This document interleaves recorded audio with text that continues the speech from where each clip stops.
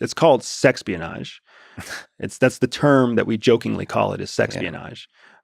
But yeah, the art of attraction, appeal, the manifestation of feelings through sexual manipulation, all of that is a super powerful tool. The Chinese use it extremely well. The Russians use it extremely well.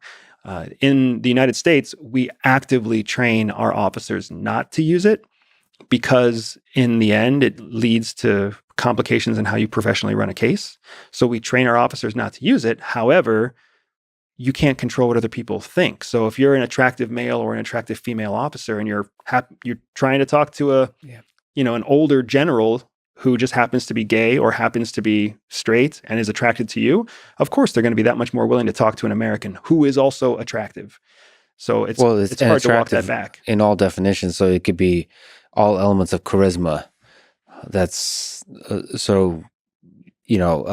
attractiveness in a dynamic sense of the word. So it's visual attractiveness, but the smile, the humor, the wit, the flirting, all that kind of stuff that could be used to correct to the art of conversation. There's also elements of sexuality that people underestimate, right? So physical sexuality, physical attraction is the most obvious one. It's the one that everybody talks about and thinks about. But then there's also sapiosexuality, which is being sexually attracted to thoughts, to intelligence. And then you got all the various varieties of personal preferences. Some people like people of a certain color skin, or they like big noses, they like small noses, they like big butts, they like small butts, they like tall guys, they like bald guys, whatever it might be. You can't ever predict what someone's preferences, sexual arousal preferences are going to be. So then you end up walking into a situation where then you discover, and just imagine being an unattractive, overweight, married guy, and you're walking into an asset or a target meeting with like a middle-aged female who is also not very attractive and also married. But then it turns out that person is a sapiosexual and gets extremely turned on by intelligent conversation. That's exactly what you're there to do. Your mission is to have intelligent conversation with this person to find out if they have access to secrets. And by virtue of you carrying out your mission, they become extremely aroused and attracted to you. That is a very complicated situation. It's hard to know who to trust. Like, how do you know your wife, or how does your wife know that you're not a double agent from Russia? There's a large element of experience and time that goes into that. She's also trained. And I think my wife and I also... you think.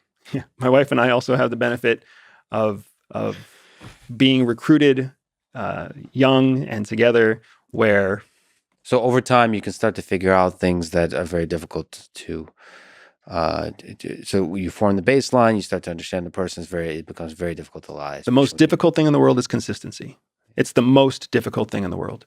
Some people say that discipline or self-discipline, what they're really talking about is consistency. When you have someone who performs consistently over long periods of time, under various levels of stress, you have high confidence that is the person that you can trust. You can trust them to behave within a certain pattern.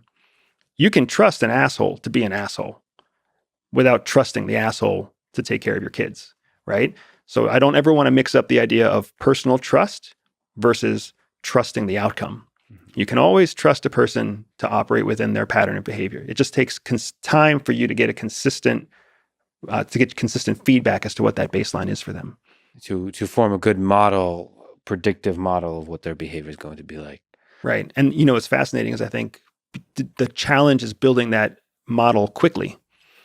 So technology is one of those tools that will be able in the future to very quickly create a model of behavior, because technology can pull in multiple data points in a very short period of time that the human brain simply can't pull in at the same period, at the same space, at the same speed. Well, that's actually what I did my PhD on. That's what I did at Google, is forming a good representation, unique representation across the entire world based on the behavior of the person.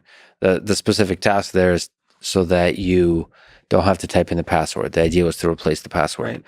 Right. But it also allows you to actually study human behavior and to think, all right, what is the unique representation of a person? How, because we have very specific patterns, and a lot of humans are very similar in those patterns. What are the unique identifiers within those patterns of behavior? And I think that's, from a psychology perspective, a super fascinating question. And from a machine learning perspective, it's something that you can, as the systems get better and better and better, and as we get more and more digital data about each individual, you start to be able to do that kind of thing effectively. And it's, I mean, when I think of the fact that you could create a dossier on somebody in a matter of 24 or 48 hours, if you could wire them for 2 days, right? Internet of Things style, you put it in their underwear or whatever, right? Some chip that just reads everything. How heavy are they walking? How much time do they sleep? How many times do they open the refrigerator? When they log into their computer, how do they do it? Like, which hand do they use when they log in? What's their most common swipe? What's their most visited website? You could collect an enormous amount of normative data in a short period of time, where otherwise we're stuck the way that we do it now. Once or twice a week, we go out for a coffee for 2 hours. And 2 hours at a time over the course of 6, 8 weeks, 12 weeks, you're coming up with a 50% assessment on how you think this person is going to behave.